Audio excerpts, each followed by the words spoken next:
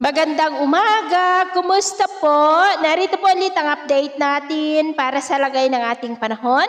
Ngayong umaga po ng June 3, 2025. Sa ngayon po ay patuloy pa rin na hanging habagat ang hangin na umiihip dito sa ating bansa, lalo na po sa kanlurang bahagi. At sa susunod na mga araw ay posibleng lalakas pa ito dahil po sa may namamataan na posibleng pamumuo ng dalawang sama ng panahon na siya pong hahatak dito na magdudulot naman ng mas maulan na panahon dito po sa ating bansa. At sa ating pong long range forecast ay wala naman pong bagyo na namamataan na tatawid sa ating kalupaan, pero may namamataan na dalawang pamumuo ng sama ng panahon sa kanluran at silangan ng ating bansa na posibleng magpapalakas ng habagat at ang development ng mga yan ating babantayan kung matutuloy po o hindi. At sa lagay ng ating panahon, ngayong madaling araw ay may mga isolated rain sa mga coastal areas po ng Pangasinan, Zambales, Bataan, Metro Manila, Samar Provinces, Leyte, northern part ng Cebu, Negros at malaking bahagi po ng Mindanao.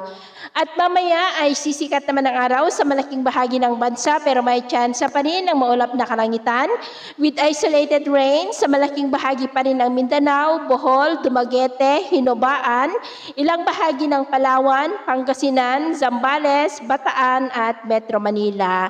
At mamayang hapon, may tsansa pa rin ng maulap na kalangitan with isolated rain sa mas malaking bahagi na ng Northern Luzon, Central Luzon, Mindoro Provinces, Marinduque, Panay Island, Negros, Bogo sa may Cebu, Danau City, Boga, Tiagna, Abuyog, Dulag, Tacloban, Borongan, Oras sa may Eastern Samar, Gamay, Palapag sa may Northern Samar, at malaking bahagi po ng Mindanao. Kaya kung lalabas tayo sa ating matahanan, ugaliin naman po natin lagi ang magdala ng kahit anong panangga natin sa init ng araw at proteksyon na rin po sa mga biglaang buhos ng ulan.